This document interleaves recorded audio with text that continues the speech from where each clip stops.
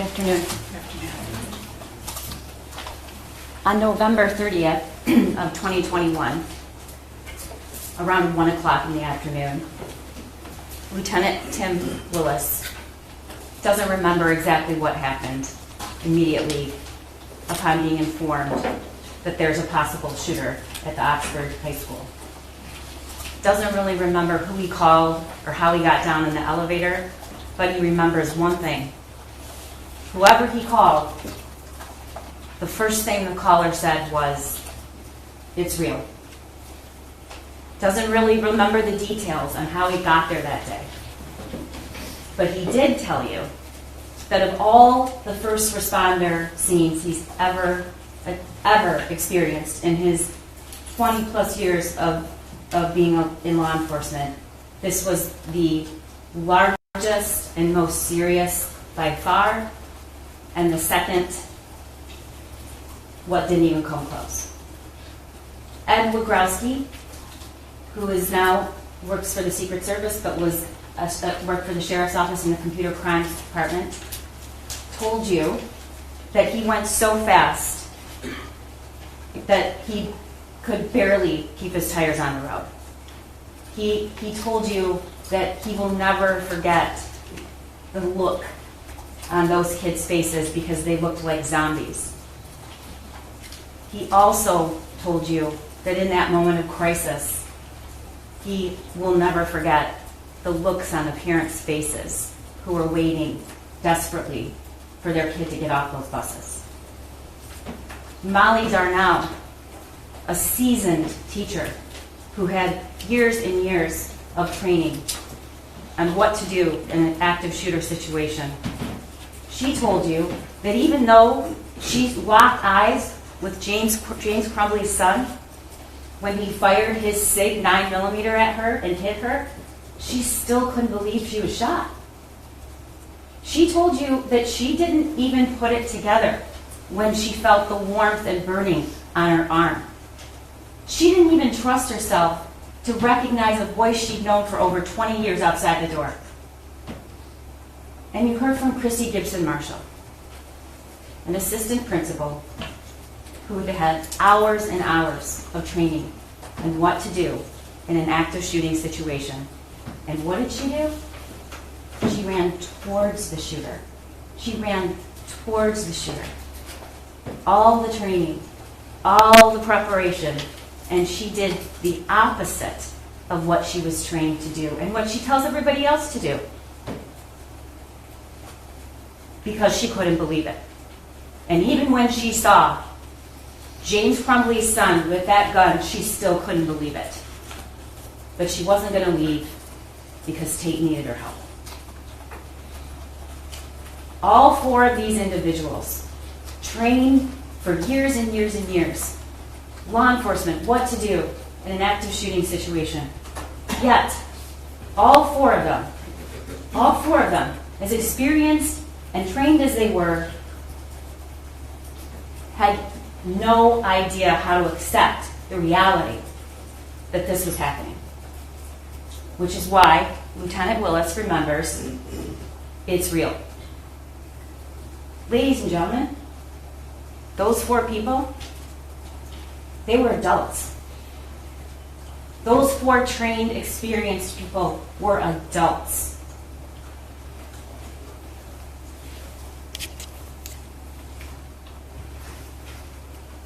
These four were children. And so were the hundreds of kids in that school. What happened that day is about the deaths of these four children and what James Crumbley did and what he didn't do. The shooter has been sentenced and prosecuted and convicted. He pulled the trigger. James Crumbley is not on trial for what his son did. James Crumbley is on trial for what he did and what he didn't do. James Crumbley had a willful disregard of a known danger and it caused the death of 4 students in Oxford High School on November 30th, 2021. Hana, Madiyson, Tate, and Justin.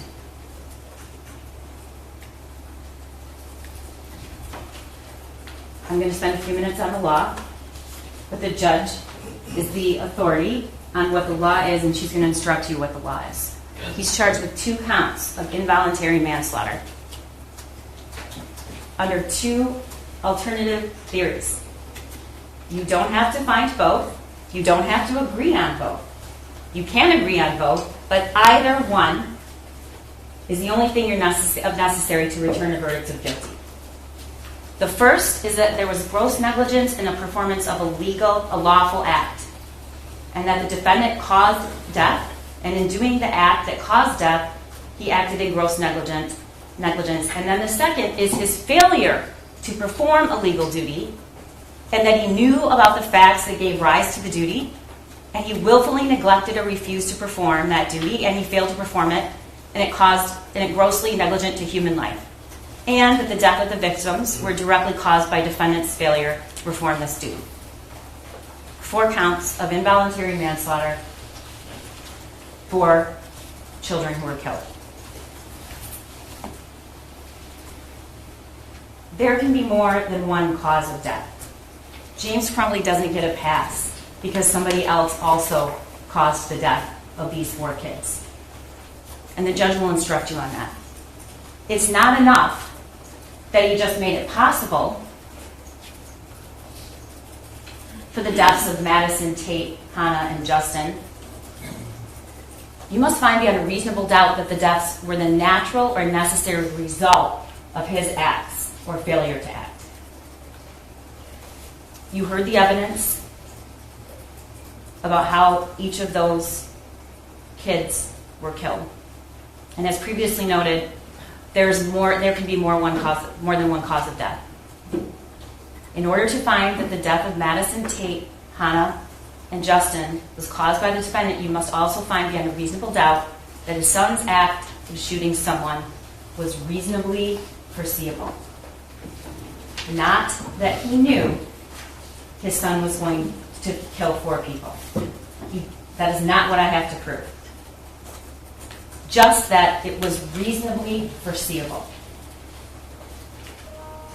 What's gross negligence? It's more than carelessness.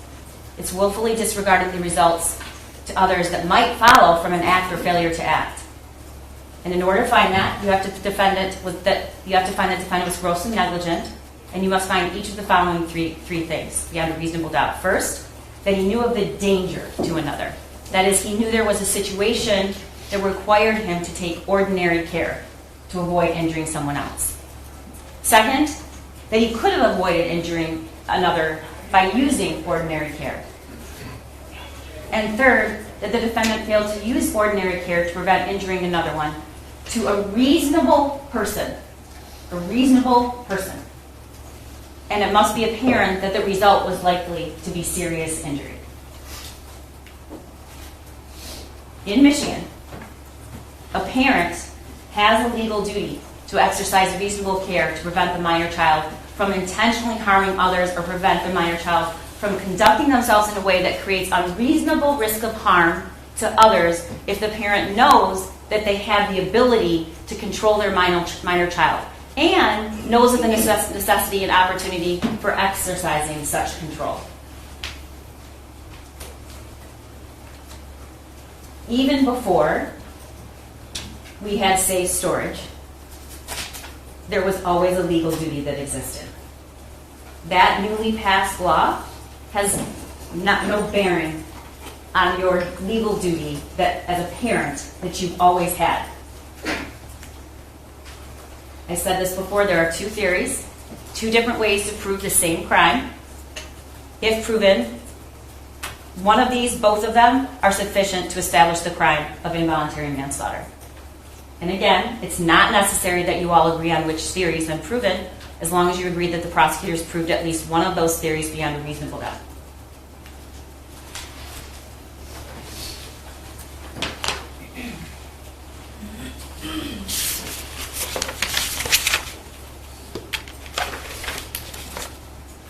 I want to stop before I talk about the evidence briefly. I want to know that everyone appreciates how much care and patience you've taken in listening. It's clear and it's obvious, and I thank you for doing that. There are people, though, who think that the prosecutor's job is just to convict people. And that's just not true. It's our job to present you with the facts and tell the truth and to be advocates, and telling the truth sometimes involves showing you things no one wants to see.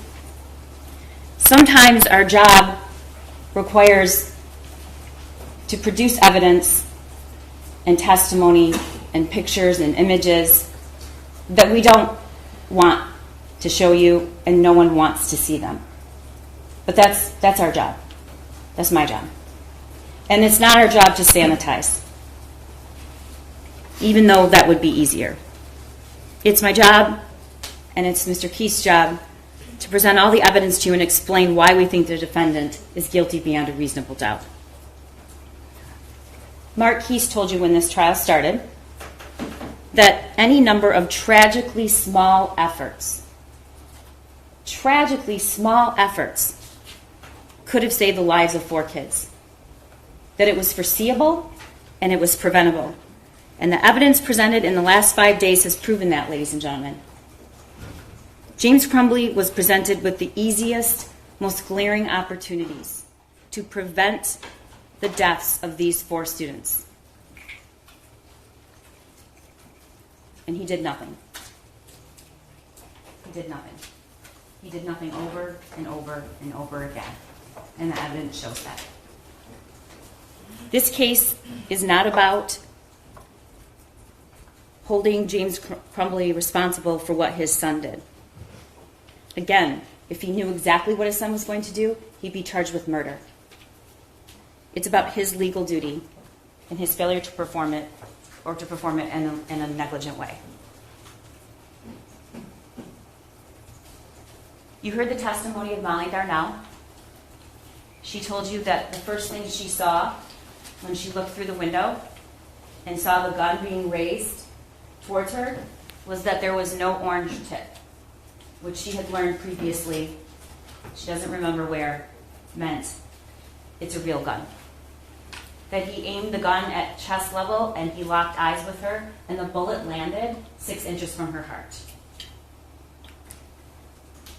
Ed Wagrowski, who was a member of the Computer Crimes Unit in the Oakland County Sheriff's Office. He told you about what forensic evaluation of cell phone analysis is. He was qualified as an expert. He described his involvement and observations at the school that day. And he told you that he doesn't really respond to incidents like this. He was in computer crimes. No one comes into the office and says you have to respond to a critical incident, except that day. And you could tell that had a great emotional impact on him.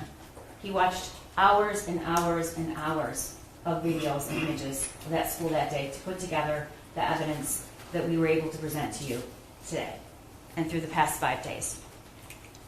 He reviewed all of it, and he described and then showed you the path and the camera angles of the shooter's path through the school that day. He also presented the messages between Jennifer and James Crumbley and the messages between their son and his friend. He told you that there were over 20,000 text messages between the shooter and that one friend he had.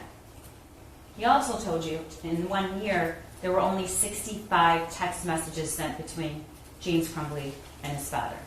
James Crumbley, who had either worked at home, was in between jobs, or had DoorDash. James Crumbley, who was the person he dropped his son at school every single morning. He told you that the image of the gun that the shooter shared with his dad was deleted. We played the voicemail from the school on November 29th from Pam Fine, talking about his son searching bullets. He presented evidence that He was aware of that because Jennifer told him about it. She texted, "Did he tell you about what happened at school?" James responded, "Yes."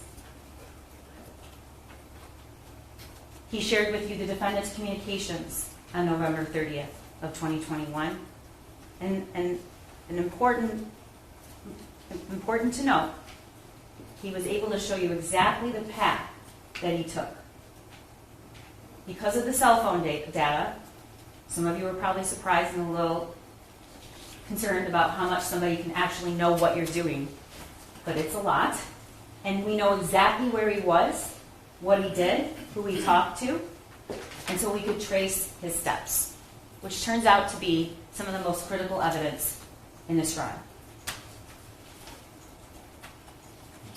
He showed you through the DoorDash search warrant returns the locations of what James Crumbley was doing from the moment he left the school that morning until the moment he called 911. And only after he learned that there was an active shooter at the school did James Crumbley go home and look for the gun. Even though from 11 o'clock to 1 o'clock, he had 4 DoorDash pickups and passed his house many times. He was within minutes, many times. And you heard the 911 call by James Crumbley about 14 minutes after he arrived home and discovered that the gun was missing. Bob could tell us. He testified, and we showed you images of the hallway in that school when he processed the scene. And you saw pictures of that. And he told you that a total of 50 fired and unfired cartridges were recovered. And that the shooter fired 32 rounds and 18 were unfired. And we know where he got those 50. You saw that.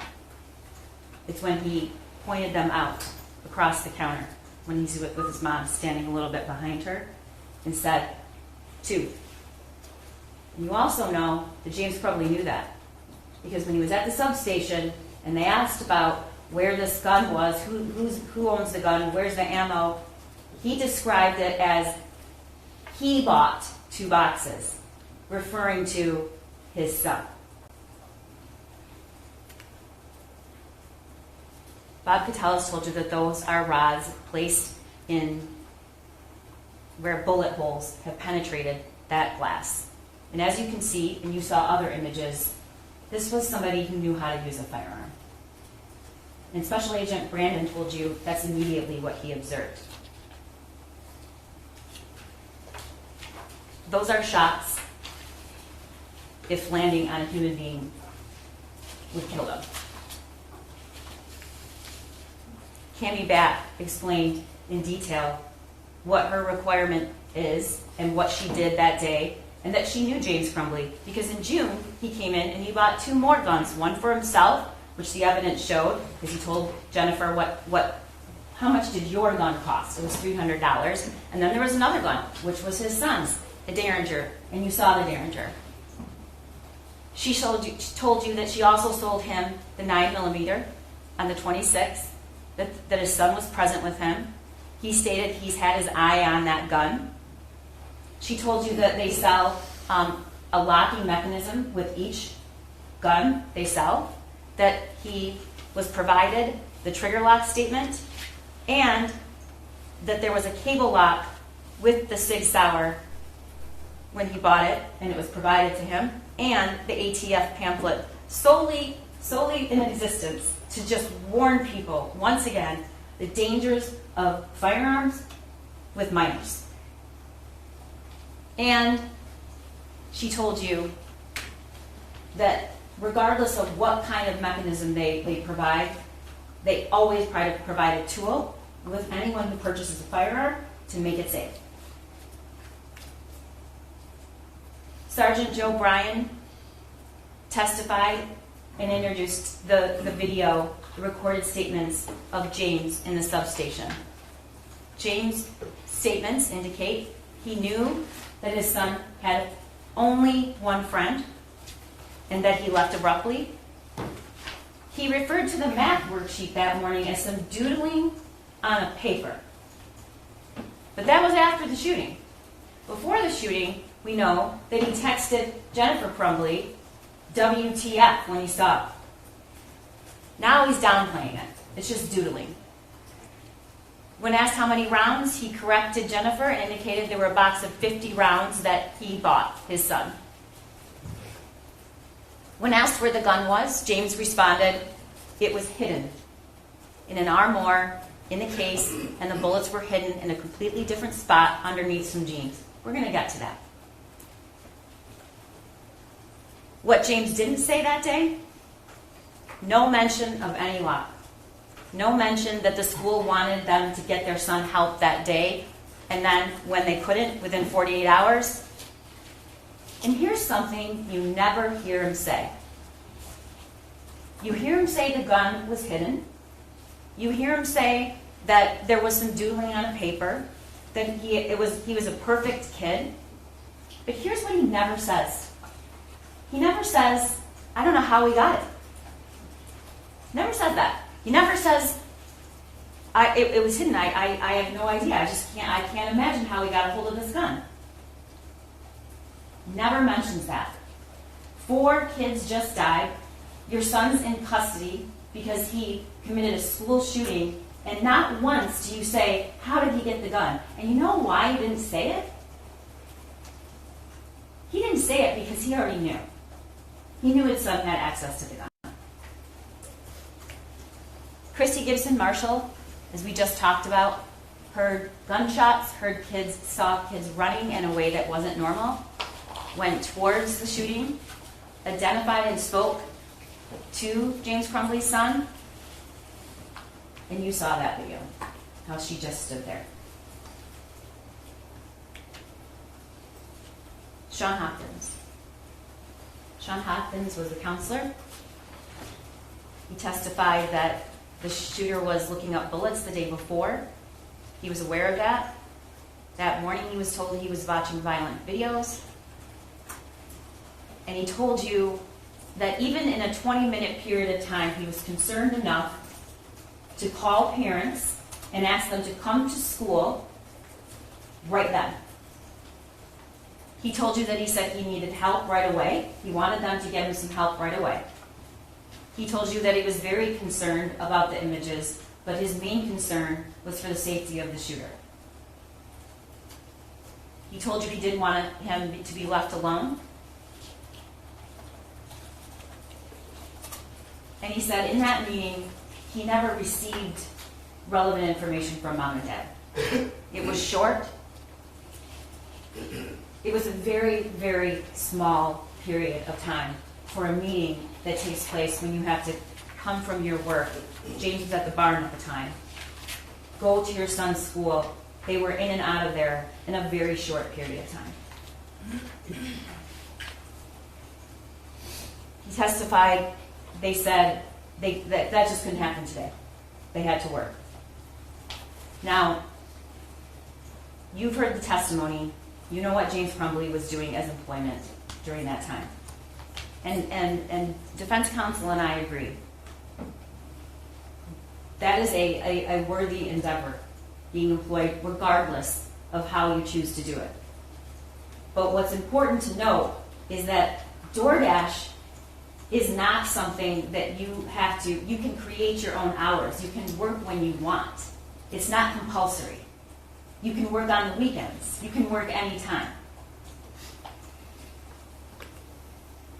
Nick Ejak is the Dean of Students, testified that he was also at the meeting and that James Crumbley seemed irritated. And that at the time they knew only a fraction of what was going on. No one told anybody at the school they just purchased him a gun. Neither one of them. James Crumbley didn't say, you know what, we had this fight before. They mentioned about the fight the night before about grades, but didn't really discuss it as a big deal.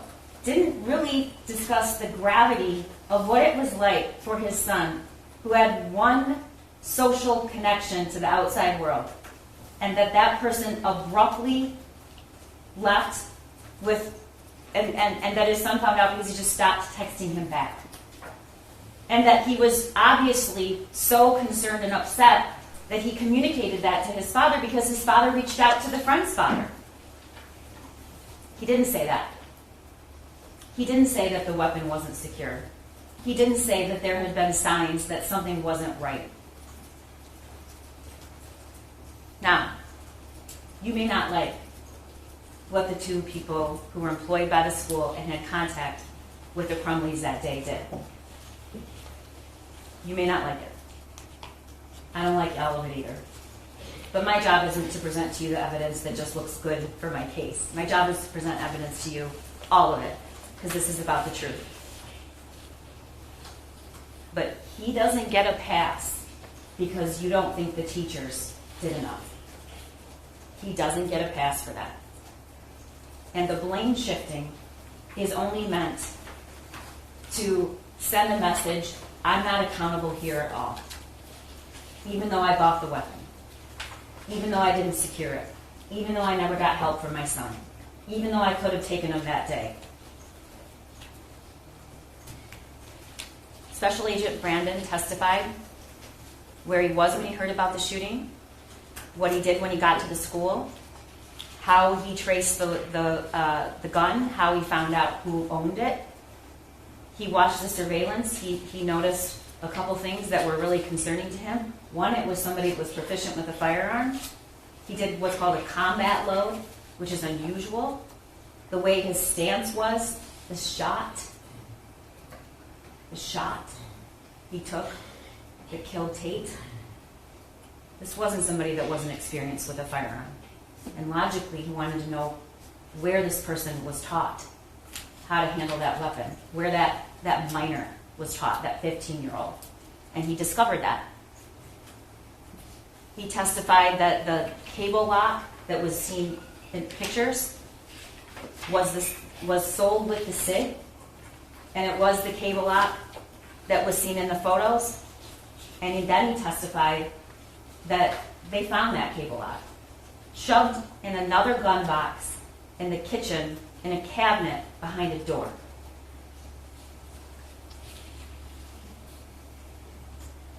You also heard him tell you that the minute he looked at that drawing, he instantly noticed the gun. It wasn't just any old gun. It wasn't. And maybe you wouldn't have picked that up. But Special Agent Brandon did. And you know who else would have known? The person that purchased the gun, James Crumbley.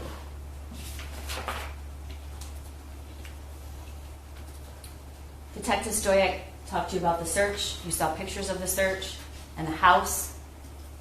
You saw where the gun box and the ammo box were when they searched the house. It was on their bed. You also saw a map and learned a pretty small house. Pretty small. You learned he had 2 bedrooms. And you learned that in that master bedroom, which was small, there was the bed, some nightstands, and 2 other pieces of furniture.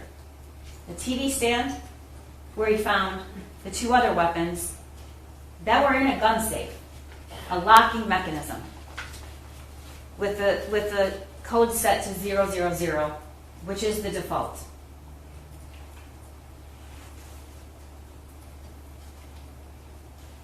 Detective Stoyak and told you what others did. He never, ever, ever said that SIG was locked. He said it was hidden. David Hendrick is in charge of the fugitive apprehension team. You learned what that is from 2 law enforcement officials. You learned that on the day the defendants were charged, they left a hotel in Auburn Hills, local, and drove all the way to Detroit in a building that is meant for businesses, not retail. People don't sleep there. and you heard what it was like when he arrived on the scene, when they were searching for James Crumbley and his wife. You heard through the body cam of the Detroit officer, and you heard from Officer Hendrick, and you heard from Luke Kirtley that it was extremely loud. There were dozens and dozens and dozens of law enforcement, and most of them SWAT. Luke Kirtley told you about how James Crumbley was discovered that night. And the only reason he knew it is because it was all over social media with the description, the license plate, and picture of James Crumbley and Jennifer Crumbley. Why? Because they were charged. And even before they were charged, there was a lot of speculation about them being charged. Luke told you about what that building looks like, what it's for, who's normally there at night, not many people, that he shares a wall with that studio that they were found in, that mattress they pulled in was out in the hallway. He again told you how loud, and that it would have been impossible if he was in his unit not to hear that. Officer David Metzke told you that there were tons of officers, multiple agencies, and that they took a 35-pound steel ram to bypass multiple doors, and they used it, and it was loud. I think he testified we have the bigger guys do that. We saw through his body-worn camera the arrest of James Crumbley, who was laying on the mattress and seemed to be wanting to create the impression that he was sleeping. There's a big problem with that. One, we know that shortly after Luke Kirtley went out to see the license plate, that he followed him shortly after, and he was awake. And shortly after that, dozens and dozens and dozens of law enforcement show up on the scene. It's a first floor unit. The windows face that parking lot. Lights and sirens, media were there, yet he's lying on a bed as if he's sleeping.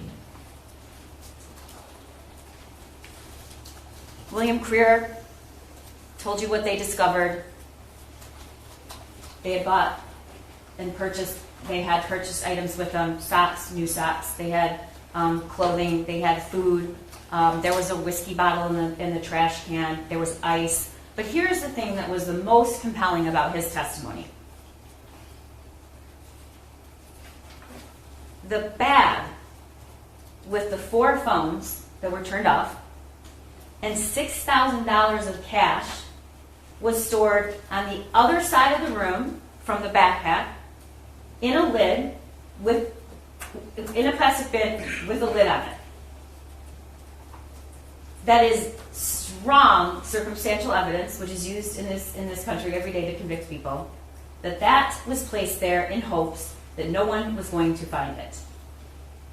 $6,000 cash, 4 cell phones turned off, which is odd if you're really trying to get up in the morning and go somewhere, and the alarm was set on one of those phones, but they were off. But what did Ed Wogrowski tell you? He told you that you can't track a phone if it's off. You can't track it. We all learned, if you've learned nothing else, turn your phone off if you don't want to be tracked, because there's all sorts of ways. Lieutenant Willis testified. He showed you the bank records showing what they did when they found out that their son was charged and when there was talk of them being charged. He talked to you about the scene at Oxford High School. And it was a really detailed description of what it was like in that school that day.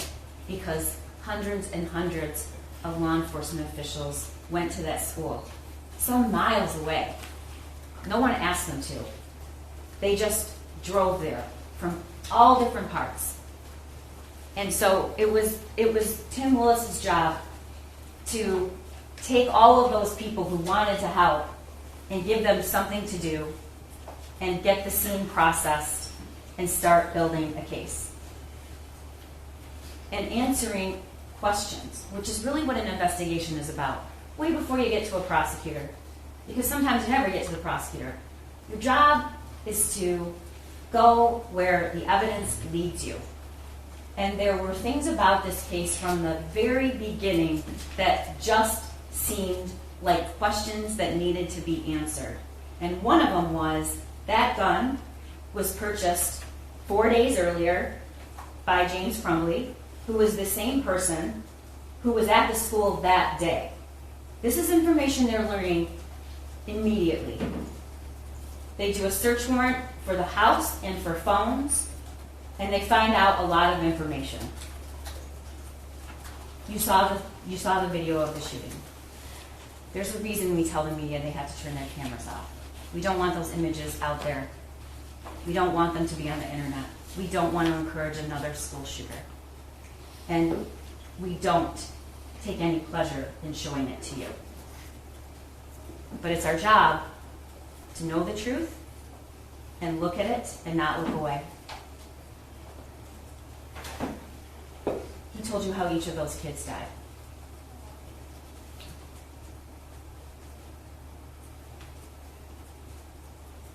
Hana was hit immediately after he left the bathroom.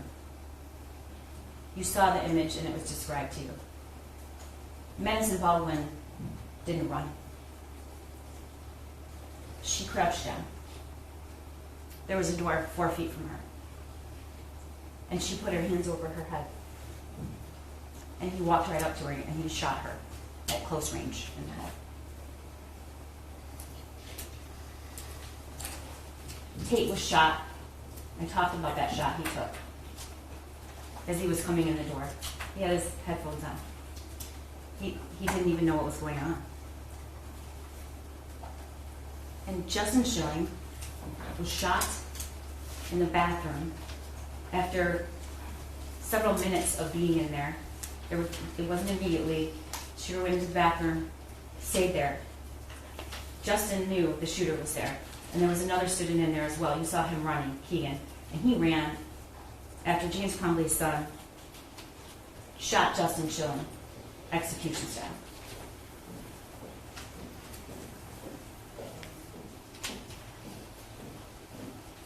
Defendant's son had access to and the use of this gun.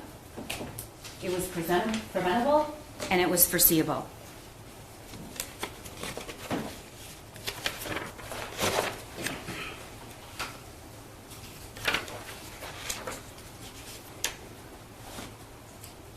You heard during jury selection, and you heard during opening, and if my prediction is you're going to hear it again, that this could be you. This could be any of us. This is their defense. That this could be you if you let your kid drive a car or leave with a sharp object. This couldn't be everybody. This couldn't be the person that takes their kid hunting. This couldn't be the person that buys a gun for their child to use, for their minor child, for their use. That doesn't create a criminal charge, ladies and gentlemen.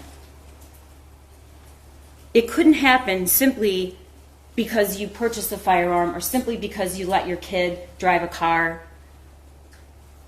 Beware of the claim that this could be you. Beware. It is not the case that finding James Crumbley guilty of gross negligence would result in a criminal charge for every parent who doesn't know what their child is doing at all times. And it is not the case that he was faced with the same normal challenges as parents that we all go through and suddenly found himself in a courtroom being charged with involuntary manslaughter. It is just not the case, and the evidence shows it.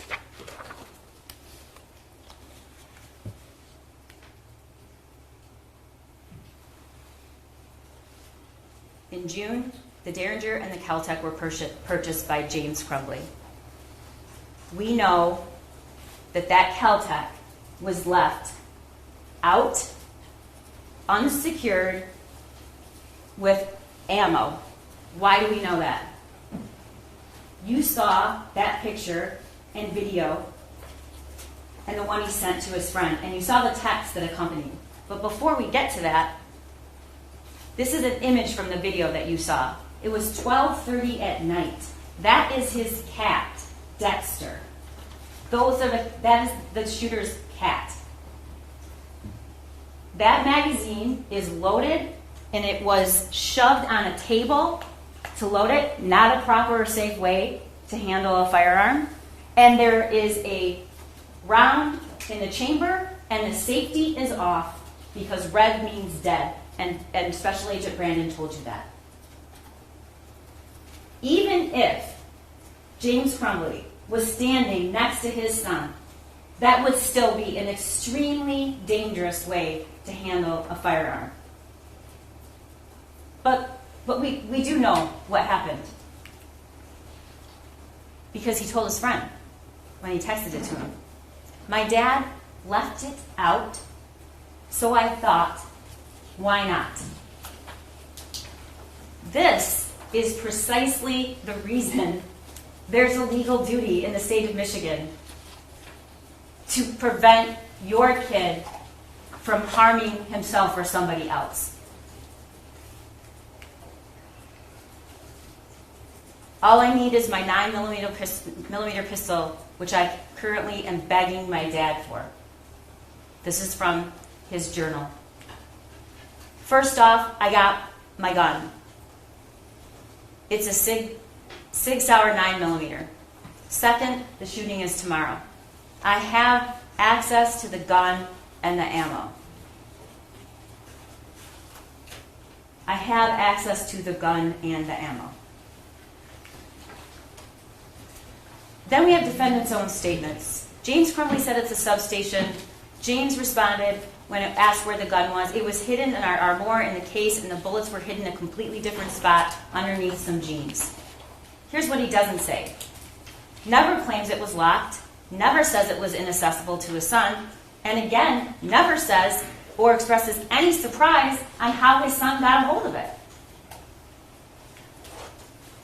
We know he took him to the range. We showed you videos and images of that. In fact, 8 times we know that happened.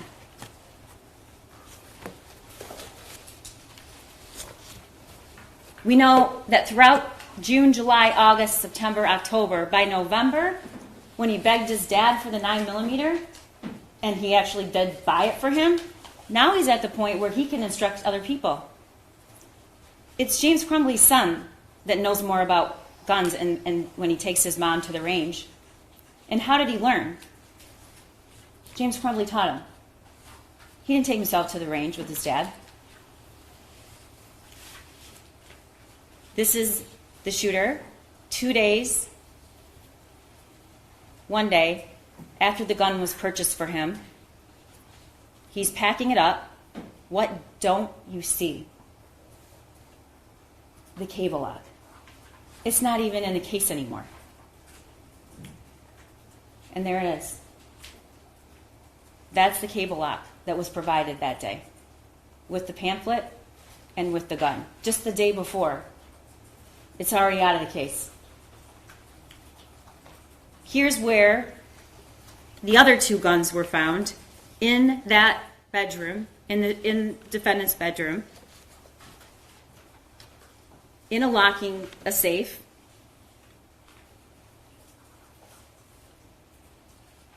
In the TV stand. The code was 000. The important thing is that the SIG could not fit into that gun safe. Could not fit it. It's impossible. But the other important thing is you're hearing a claim that James Crumbley didn't think that he had to lock his weapon up. Okay. It's not about whether you locked the weapon. It's about whether you made it secure. And we already know he felt the need and understood his duty to lock the other 2.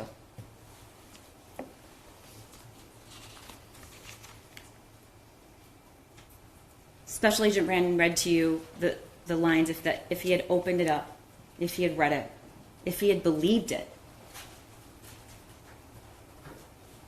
those deaths could have been prevented. If he had just read it and just did the simplest of things. This is the crime scene. There were 32 shots fired that day by James Crumbley's son. How do we know this was foreseeable? The shooter says in his journal, "I have zero help for my mental problems, and it's causing me to shoot up the fucking school." You heard a lot during jury selection and opening about kids exaggerate to their friends. This is his journal. He's not sending it to a friend. He's expressing his state, which was desperate because he needed help. I want help, but my parents don't listen to me, so I can't get any help. My parents won't listen to me about help or a therapist. I can't even say with a straight face or even find a way to explain the rationale behind a 15-year-old that desperate writing that in a journal because he was exaggerating or lying. We have the text between James Crumbley's son and his friend about exactly what he wrote about in the journal. He hears people talking to someone in the distance. I actually asked my dad to take me to the doctor yesterday, but he just gave me some pills and told me to suck it up. Again, teenagers exaggerating to make themselves look better, to impress. None of these text messages to his friend make him look better. None of them make him look impressive. They just make him look desperate and sad and wanting help. I'm having bad insomnia and paranoia. I need help. I was thinking I could call 911 so I could go to the hospital. This was in April. But then my parents would be really pissed. I'm going to ask my parents to go to the doctors tomorrow or Tuesday again. But this time I'm going to tell them about the voices. And then on April 5th, like I am mentally and physically dying. What did James Crumbley know? He knew the family dog had died. A grandmother had just died. His son's only friend, the one person he had any social contact with, abruptly leaving. Can't even text him. Knew his son was completely isolated. Knew he had looked up bullets the day before. Knew he was upset the night before. Knew he had been watching videos that morning, violent videos. And then he sees that drawing. He sees that drawing that morning when he goes to the school, and what does it say? It says, "Help me." How many times does this kid have to say it? He says it in his journal. He says it to his friend, and what is he saying? I asked my parents. I asked my dad. And then if that isn't enough, he writes the words, "Help me," on a piece of paper. And his parents, James Crumbley, is called to the school to see it. And what does he say? He says, "We got to go to work." He describes his son as a perfect kid, never gets in trouble. Well, you know, if you have a perfect kid that never gets in trouble, being called to the school abruptly that day and asked to come and saying your kid needs help is about 100 out of 10 in terms of how troubling it is for a parent, if it's that unusual. He knows his son is proficient with guns because 4 days earlier he purchased that weapon for him. This is James Crumbley's son on the morning of the shooting, November 30th, being dropped off, like every day, by James Crumbley. And here's the worksheet. The thoughts won't stop. Help me. You have a picture of someone bleeding with bullet holes. You have a picture of the exact gun. It says blood everywhere. My life is useless. The world is dead.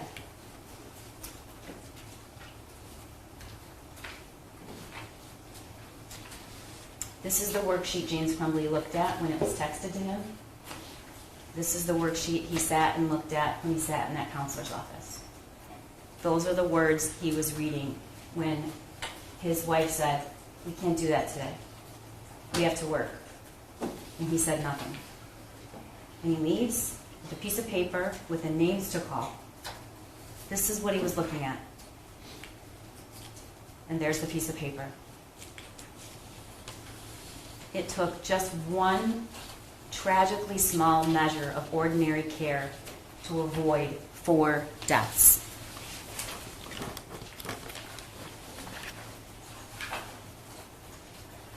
James Crumbley failed to use ordinary care, which could have prevented the death of these 4 kids.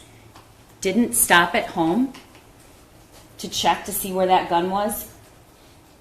Even though you can't take him, which we know he could have. He could have driven around with him. He could have not done any DoorDash round until Jennifer comes back from work. He could have gone to see where that gun was. We know that in his DoorDashing, he was minutes away from 11 o'clock to 1 o'clock.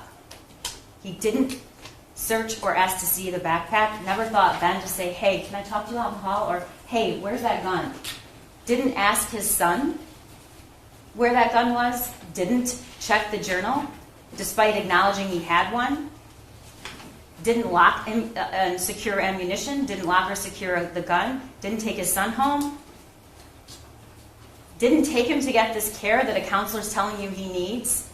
Didn't say, we bought him a gun 4 days ago as an early Christmas present. And didn't tell the school much relevant information at all. And Sean Hopkins told you that. He also didn't disclose any of the instances that you were shown throughout this trial. That there was a message in March about him doing something stupid. Jennifer Crumbley was concerned about it. James was always home. Is he home yet? Is he home yet? Is he home yet? Leave me alone, I have to work. He's fine, is what he says. The incident about giving him melatonin and him being worked up, didn't tell him that he'd asked him for help and asked to go to the doctor, told him to suck it up. Didn't say about the friend and how it was his only person he ever had any social contact with. That there were multiple guns in the home, that he was begging for a 9mm. James Crumbley never even shot that gun. He didn't fire it once. He had it, he purchased it on Friday. On Saturday, he was gone all day doing DoorDash. On Sunday, he was gone all day doing DoorDash. In that he wants you to believe he had this secure hiding spot. What, it was a hiding spot for 1 day? We know it wasn't there on Saturday. We have the shooter taking pictures of it. And we know the cable lock isn't around. And we know Jennifer leaves. He's alone with his gun. Didn't say that it was identical to the one in the drawing. Didn't say he bought 50 rounds to take home. Expensive rounds to use at a range. This is the DoorDash information from 11 o'clock to 1 o'clock. And all of the times he passed that house. He was within minutes. We know that he was absolutely concerned about this worksheet until after the shooting in the substation where he says it was doodling. We also know that not once on any of his devices did we find any searches or information he was trying to get about firearm safety or how to make sure a minor doesn't get a hold of it, laws, any of it, until after the shooting. We know that at 10:37, he arrives at school. His son leaves at 10:52. They're gone by 10:53. At 11, he logs on to DoorDash. He completes 4 orders. He tells us in the 911 call and at the substation, he saw cop cars. We know that 12:51, the shooting starts, and we start to see students and parents, we heard, arrive at the Myre. They're being told by dispatch that's where their unification time is. James drops off his last order at 1:01. The email comes out from the school at 1:09. At 1:11, James is in the Myre parking lot. It's unclear exactly why. He calls his wife for 57 seconds. The call lasts 57 seconds. He's on the phone with her for 10 minutes and 19 seconds. He gets home at 1:20. During that call, she texts her boss, the gun is gone and so are the bullets. So we know that by 1:23, both of them had knowledge about that. He calls her again, 1:30 to 1:33, another 3 minutes, and finally calls 911 at 1:34.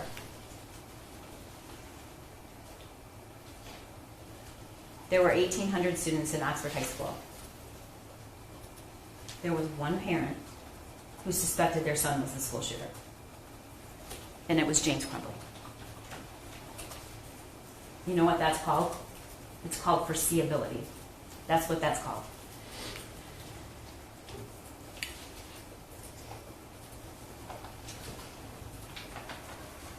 What's the location of your emergency?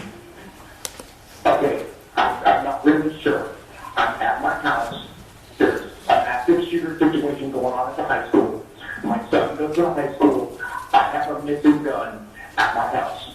I need an officer to come to my house right away, please.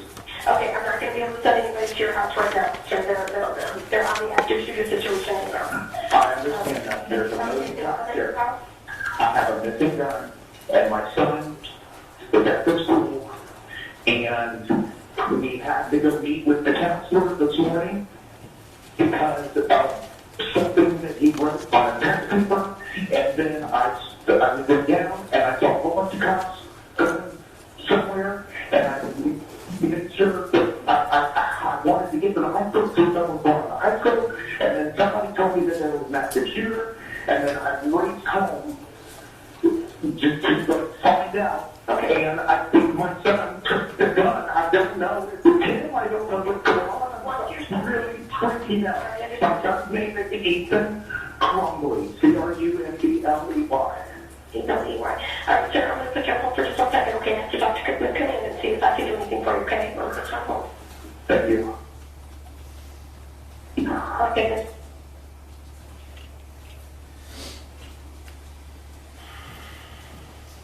You just heard this. I have a missing gun. My son is at the school, and we had to go meet with the counselor this morning because of something that he wrote on a test paper. And then I saw cops going somewhere. I wanted to go to the school, see what was going on. I heard about the active shooter, and I raced home just to find out. We don't have to discover or argue about whether or not he was put on notice that something was really, really wrong. He says it. He says it. He calls and he says, because of this meeting at the school, and because I have a gun, I went home to look for it when he heard about the shooting. So the question of whether or not that did concern him, it's not a question. We know it concerned him because he said it. And then at the substation, and this is what he says, and somebody said there was an active shooter, I immediately freaked out because the situation. And after I saw all the cops, after I found it was an active shooter that went on this morning, and after what went on this morning, what's he talking about? He's talking about the meeting and the words on the paper. It says, help me, blood everywhere, with a picture of the gun he bought him. So I raced home and I found the gun missing. We went into detail about what James Crumbley and his wife did after they thought they might be charged with a crime. And the evidence clearly shows what they didn't do. They did not turn themselves in. They did not make sure that they were in the area. They withdrew $6,000 and they went to Detroit and turned the car around so the license plate is not facing, and didn't go out and buy that stuff themselves. They sent somebody else. And lastly, defendant conflicts his own statements. At the substation, the drawing was doodling. When he receives it from his wife, he's concerned, my God, WTF. He says at the substation, I immediately raced home and found the gun, and that's when I called you. I called you guys right away. It was 14 minutes after he got home. You think your kid has this gun. You know he does. You know he's really upset. You know the words he wrote. You suspect he's the shooter, and you wait 14 minutes to call 911? He doesn't know when a shooting started or when it ended. I think he owed something to the parents and the kids in that school to at least try, once he did figure out that the gun was gone, which any reasonable person would have known. But why lie and say you call right away? You called after a 10-minute conversation with your wife. At the substation, he's a perfect kid, doesn't get into trouble, yet he was looking up bullets, and yet they were called to the school, and the drawing, he doesn't say that, or what the drawing was really about. It's a downplaying situation, and then he says the gun was hidden. And again, never once, I don't know how he got it. Never once says that.